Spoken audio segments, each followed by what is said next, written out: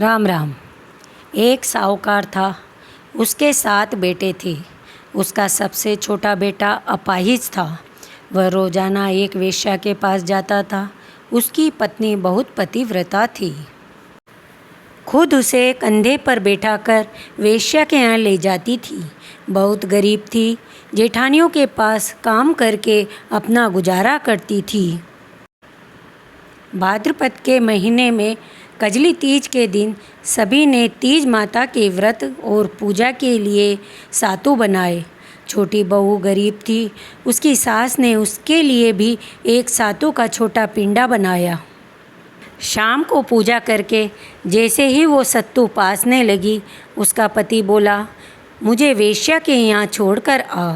हर दिन की तरह उस दिन भी वह पति को कंधे पर बैठाकर छोड़ने गई, लेकिन वो बोलना भूल गया, तुम जाओ।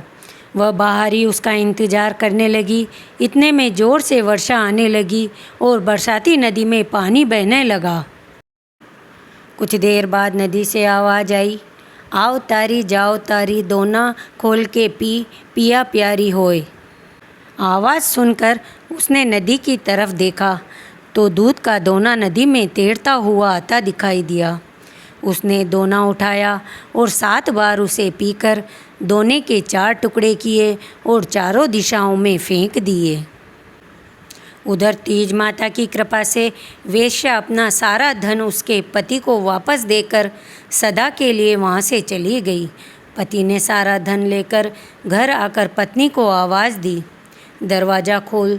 तो उसकी पत्नी ने कहा, मैं दरवाज़ा नहीं खोलूँगी। तब उसने कहा कि मैं अब वापस नहीं जाऊँगा, दोनों मिलकर सातु पासेंगे। लेकिन उसकी पत्नी को विश्वास नहीं हुआ। उसने कहा, मुझे वचन दो, वापस वेश्या के पास नहीं जाओगे। पति ने पत्नी को वचन दिया तो उसने दरवाज़ा खोला और देखा उसके पति गहनों और धन माल सहित खड़ा था। उसने सारे गहने कपड़े अपनी पत्नी को दे दिए। फिर दोनों ने बैठकर सातु पासा। सुबह जब जेठानी के यहाँ काम करने नहीं गई तो बच्चे बुलाने आए।